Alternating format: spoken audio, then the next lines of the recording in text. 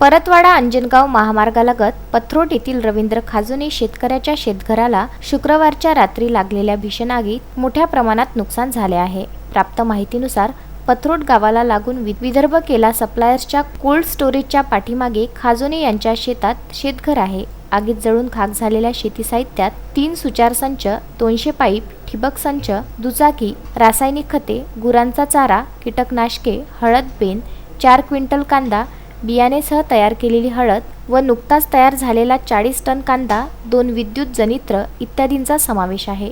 कर्तव्यदक्ष अग्निशमन दल महसूल विभागाचे तलाठी पोलीस घटनास्थळी त्वरित दाखल झाले।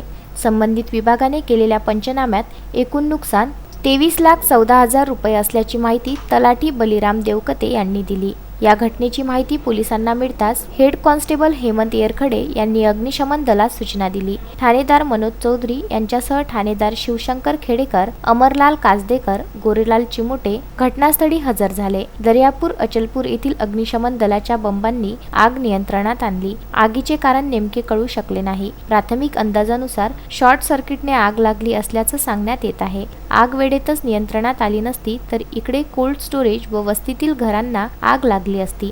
गत महिन्यापूर्वी पथरोट येथे लागलेल्या आगीत 2 घरे जळाली। अंजनगाव अग्निशमन दलाचा बंब नादुरुस्त असल्याने पथरोट पासून हाकेच्या अंतरावर असलेली गाडी पोहोचू शकत नसल्याने 40 किलोमीटर दर्यापूर व 20 किलोमीटर अंतरावर असलेले परतवाडा येथून बंब येत असल्याने आगीचे स्वरूप वाढून जास्त प्रमाणात फैलाव होऊ शकतो। तरी संबंधितांनी अंजनगाव अग्निशमन दलाचे वाहन त्वरित दुरुस्त करण्याची मागणी परिसरातील नागरिक करीत आहे।